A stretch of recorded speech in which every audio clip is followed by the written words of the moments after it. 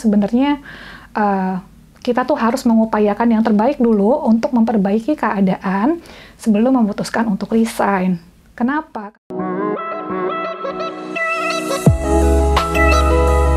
Halo, selamat datang di episode pertama Storytelling by Riva Sancati. Saya Riva Sancati, dan dalam episode pertama ini, saya akan bercerita tentang pengalaman kerja saya di Ernst & Young 11 tahun yang lalu. Apa sih yang ingin saya ceritakan di sini? Intinya, saya akan bercerita bahwa sebaiknya kita usahakan dulu lakukan yang terbaik untuk memperbaiki keadaan sebelum akhirnya memutuskan untuk resign.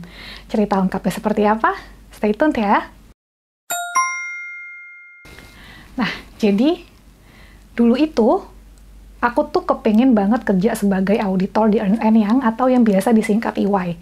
Pokoknya aku tuh udah bertekad banget nih dari zamannya bikin skripsi, nanti lulus harus kerja di EY sebagai financial auditor. Kenapa? Ya pertama karena EY itu salah satu big four firm, terus gedung kantornya juga keren, dan aku dengar kalau bisa kerja di situ, itu tuh bisa menjadi batu loncatan yang baik untuk karir aku ke depannya. Makanya pas aku berhasil dapetin kerjaan itu, aku tuh langsung happy banget. Aku langsung bilang sama bos aku di perusahaan tempat aku kerja freelance bahwa aku mau resign. Kayak langsung hari itu juga aku langsung bilang, apa saya udah dapat kerja di EY, saya mau resign gitu. Segitu excitednya.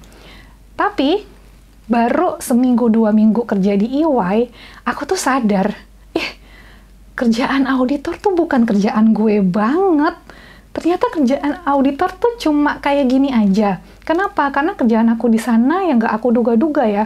Aku tuh banyakan jadi tukang fotokopi dokumen, aku nulis surat konfirmasi untuk vendor dan customersnya klien gitu ya. Aku cari-cari dokumen di gudangnya mereka. Aku pikir, kok nggak keren banget gitu. Bahkan saat itu aku ngebandingin pekerjaan aku di EY dengan pekerjaan freelance aku dulu.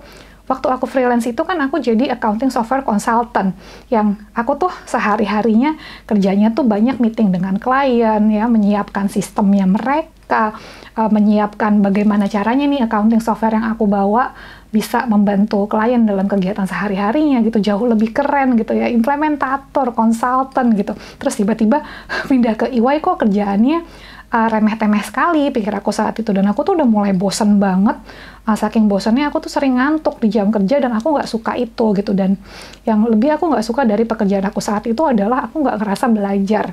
Ya, apa sih yang bisa aku belajarin dari fotokopi dokumen itu sih yang waktu itu aku pikirin ya.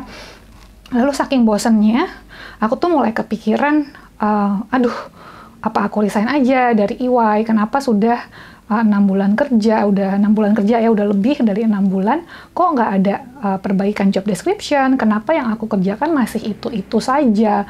Nggak ada perkembangan nih dari segi skill aku sendiri. Sampai suatu hari, ketika hari itu aku bener-bener sedang sangat bosan dengan pekerjaan, aku pulang ke rumah malam-malam waktu itu naik bis. Pas aku duduk di dalam bis, persis di belakang aku tuh ada 2 orang cowok. Ya, aku nggak tahu mereka kerja di mana, tapi dua-duanya tuh lagi ngomongin EY. Aku jadi nguping kan, nama kantor gue disebut nih, udah saya nguping diam-diam. Terus si salah satu cowok ini bilang, gue kecewa banget deh nggak diterima di EY.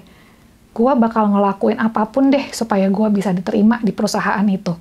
Terus aku tuh langsung, wow, kok kesannya aku nih seperti orang yang nggak bersyukur ya. Di saat orang lain mengidam-idamkan pekerjaan itu gitu, bahkan itu pekerjaan yang aku idam-idamkan, kenapa aku malah nggak suka gitu, kenapa aku segitu gampangnya pengen resign, padahal aku kerja di sana belum sampai 1 tahun. Dan celakanya buat aku saat itu, kalau waktu itu aku langsung resign, aku keluar pun, aku tuh pasti akan mulai lagi dari level staff, karena pengalaman kerja aku bahkan belum sampai 1 tahun di EY. Apa yang bisa aku jual ke employer di luar sana kalau bahkan kerjanya tuh baru 6 bulan gitu kan. Aku kayak masih sama aja lah dengan fresh graduate yang bener-bener baru lulus gitu. Terus aku pikir, ya udahlah, rasanya memang 6 bulan itu terlalu cepat ya untuk kerja di satu perusahaan. Jadi aku pikir coba deh aku perbaiki dulu keadaannya. Aku putusin, aku beraniin diri untuk ngomong sama manajer aku. Aku bilang, Mas, ada kerjaan lain nggak yang bisa aku bantuin gitu. Honestly, aku tuh bosen Mas sama kerjaan yang sekarang ini, cuma fotokopi, cuma siapin surat konfirmasi gitu. Kok aku ngerasa kurang tertantang gitu. Aku bilang kayak gitu sama atasan aku. Dan surprisingly atasan aku mengabulkan gitu ya. Sejak itu dia mulai bersedia ngasih pekerjaan-pekerjaan yang lebih menantang, yang lebih sulit buat aku, seperti misalkan interview klien gitu ya, atau misalkan research tentang accounting treatment, sesuatu yang dimana ilmu akuntansi aku tuh lebih kepake. Jadi waktu itu memang target aku harus berusaha bertahan, aku harus betah-betahin diri aku, belajar sebanyak yang aku bisa sampai aku seenggaknya duduk di level senior auditor. Kenapa di senior auditor? Supaya kalaupun aku keluar dari EY, aku nggak ngulang lagi dari level staff. Nah, akhirnya itu berhasil aku capai. Aku berusaha lawan ketidaknyamanan aku ketika aku bener-bener bosannya, udah bosan setengah mati. Aku minta tambahan tugas dari senior dan manajer aku, dan berhasil gitu. Aku berhasil survive di sana, bertahan di sana sampai aku duduk di level senior auditor. Dan alhamdulillah bener sesuai rencana, ketika aku resign dari EY, pekerjaan aku selanjutnya adalah langsung di level asisten manajer.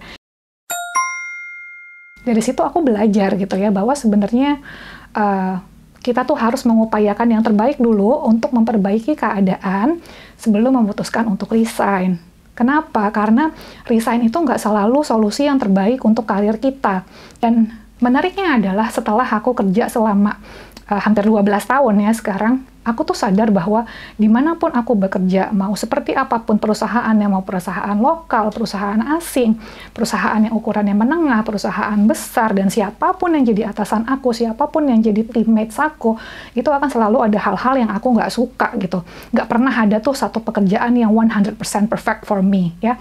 Selalu ada aja kurangnya. Kalau timnya udah oke, kliennya yang nyebelin misalnya ya. Atau klien oke, teman oke, bos oke, pekerjaannya yang numpuk bikin stres gitu. Jadi akan selalu ada aja kurangnya. Dan kalau kita selalu mutusin untuk resign tiap kali menemukan suatu kekurangan dalam pekerjaan kita, maka kita nggak akan pernah ada habisnya. Akan selalu baru sebulan 2 bulan resign, baru 6 bulan 7 bulan resign gitu. Akhirnya akibatnya apa? Akhirnya lama-lama kita nggak punya keahlian dalam suatu bidang tertentu ya.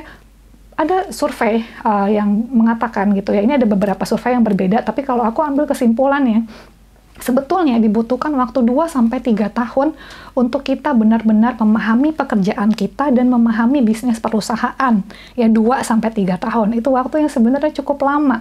Jadi kalau kita baru kerja sebentar, sudah mutusin resign, sebetulnya knowledge dan skill kita untuk bidang tersebut tuh belum matang ya. Jadi jangan sampai terjadi kita sering pindah-pindah kerja karena mencari kesempurnaan, padahal kesempurnaan itu nggak akan pernah ada ya. Kita pindah lalu udah 10 tahun kerja tapi knowledge kita tuh masih belum matang, kita masih belum punya keahlian atau belum punya expertise. Akhirnya pengalaman kerja 10 tahun tapi knowledge dan skill dan expertise-nya nggak jauh beda sama fresh graduate, ya susah bersaingnya gitu. Nah, semoga apa yang aku ceritakan ini udah bisa jadi penguat untuk teman-teman yang masih struggling di pekerjaannya saat ini. Coba tanya dulu sama diri kalian, sudah belum kalian berusaha melakukan yang terbaik untuk memperbaiki keadaan? Kalau nanti sudah berusaha maksimal tapi keadaan tidak juga membaik, baru deh boleh diputuskan untuk resign. Tapi, dan ini penting banget, pastiin sebelum resign sudah ada pekerjaan yang lebih baik dan bukan pekerjaan yang asal ada saja. Ya, kenapa ini penting? Karena keputusan resign tahun ini itu bukan hanya berpengaruh terhadap karir kita tahun depan, tapi juga karir kita sampai 10 tahun ke depan. Ya, karir itu memang long term investment. Pastikan dari one job to another, dari satu pekerjaan ke pekerjaan yang lainnya, ada pergerakan yang lebih baik dari waktu ke waktu. Oke, itulah yang nanti di masa depan akan membuat kita menjadi ahli dalam bidang dan dalam industri yang kita kerjakan. Demikian episode pertama Storytelling by Riva Sancati. Nantikan video-video aku selanjutnya untuk cerita mengenai perjalanan karir aku. Sambil menunggu video aku selanjutnya, kamu juga bisa baca cerita mengenai perjalanan karir aku ini di bukuku yang judulnya The Little Handbook for Big Career. Kamu bisa dapatkan bukunya di Google Playbook, Tokopedia, dan Shopee. Thank you for watching. Jangan lupa like dan jangan lupa subscribe. Bye-bye!